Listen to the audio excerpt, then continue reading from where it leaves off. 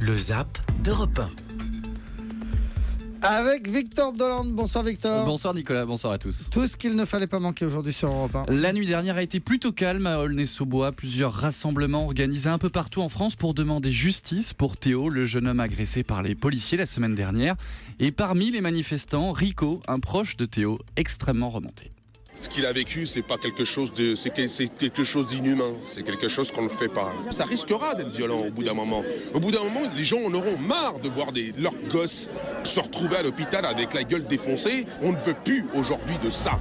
Un ami de Théo, micro de Pierre Herbulot dans le journal de 7h30. D'un côté, donc, les jeunes, souvent en colère, on l'a entendu, contre la police, et de l'autre, les policiers, justement, qui sont sur le terrain. Leur quotidien est très compliqué depuis cette agression. L'un d'entre eux a accepté de confier ses craintes à Europe 1. Il y a une espèce de défiance qui va s'installer. Là, on va en entendre parler pendant des mois. C'est un petit peu agaçant. Ils attendent qu'une chose, c'est quand on monte en pression. C'est là qu'il ne faut pas tomber dans le piège. Il ne faut pas monter sur ses grands chevaux et faire partir la situation en cacahuète parce qu'on aura systématiquement tort. Les craintes des policiers de Seine-Saint-Denis dans le journal de 8h. Cette information Europe 1 à présent, le centre de déradicalisation de Pontourny en Indre-et-Loire est vide. Salomé Legrand, spécialiste police-justice à Europe 1, nous explique que le tout dernier pensionnaire a été exclu du centre hier.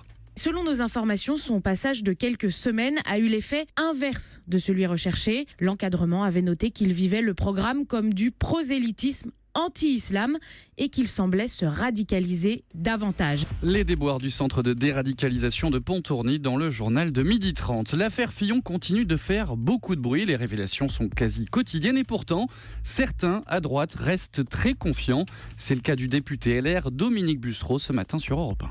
Pour parler franchement, hier à l'Assemblée, c'était déjà un peu retombé. Voilà, donc il faut que... ça veut dire que... Il faut qu'on se batte.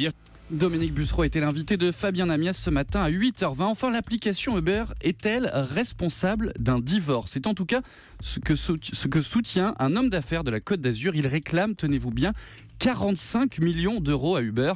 Aurélien Fleureau vous explique l'axe d'attaque de ce mari infidèle. Tout commence quand l'homme d'affaires emprunte le téléphone de son épouse pour commander un chauffeur privé avec ses identifiants à lui. Il se déconnecte, mais tout ne va pas s'effacer puisque lors de ses réservations suivantes, depuis son propre téléphone, à chaque fois, sa femme recevra également une notification. Pour lui, ça ne fait aucun doute, c'est comme ça que sa femme a commencé à se poser des questions sur une éventuelle double vie et a ensuite entamé une procédure de divorce. Uber responsable ou non d'un divorce dans le journal de 13h. Aïe, aïe, aïe, aïe, aïe, le coup du téléphone. Merci beaucoup, c'était le Zap de Victor Dolande. On marque une pause et on se retrouve pour le meilleur de Nicolas Canteloup.